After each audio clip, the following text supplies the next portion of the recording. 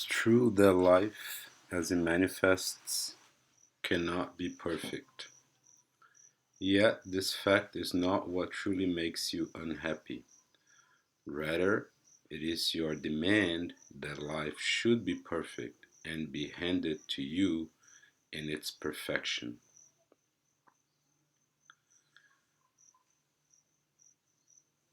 If you go deeply enough, you will inevitably discover that there is a part of you which denies pain and frustration.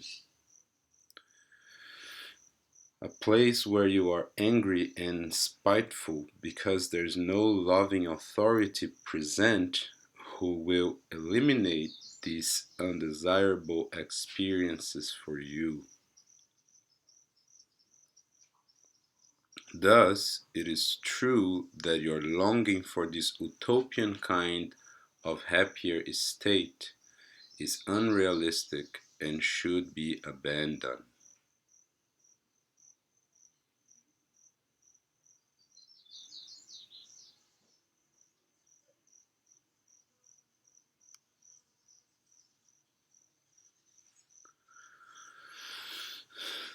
For example, if you feel sorry for yourself because of your unfulfilled life, and if you in any way blame others for your present state, no matter how wrong those others may be, whether your parents, your peers, your associates, or life as a whole, then you do not assume responsibility. Since the reward in reality can never come from the outside, no matter what you do, you must feel disappointed, resentful, cheated, and angry, and you will resort again and again to your old destructive patterns that are in fact responsible for the state that creates your unfulfilling longing.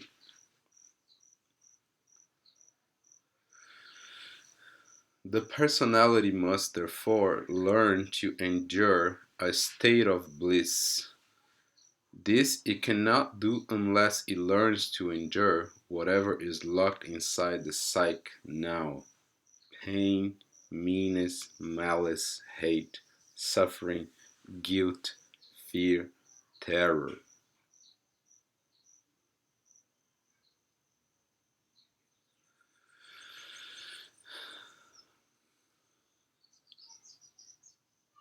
The difficulty exists only to the degree the personality has a stake in avoiding aspects of the self. This path cannot skip the step of making you first feel your anxiety and then feel whatever the anxiety hides. Only then can real aliveness come.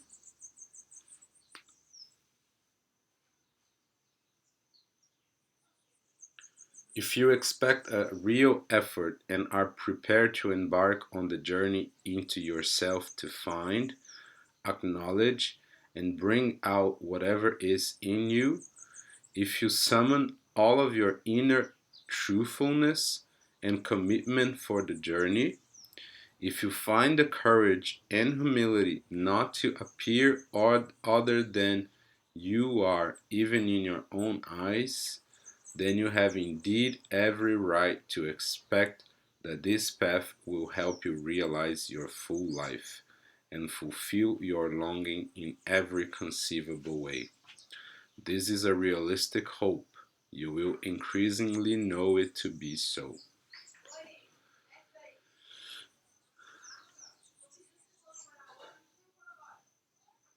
It is necessary to first understand that all thoughts and feelings are powerful agents of creative energy, regardless of whether the thoughts are true and wise or false and limited. Likewise, whether the feelings are loving or hateful, angry or benign, fearful or peaceful, their energy must create according to their nature. Thoughts and opinions create feelings, and both of them together create attitudes, behaviors, and emanations which in turn create the life circumstances. These sequences must be connected, understood, and fully recognized.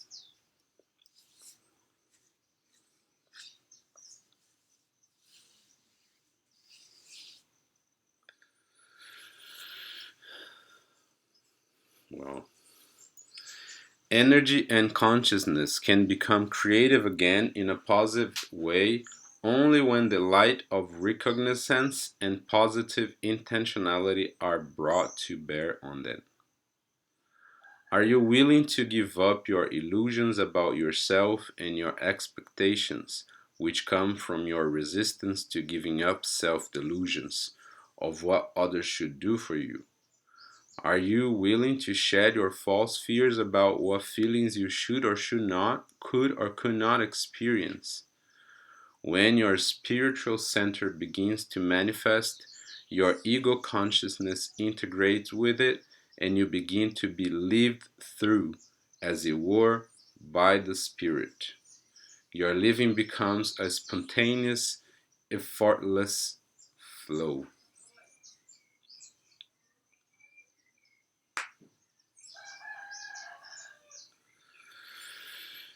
Wow.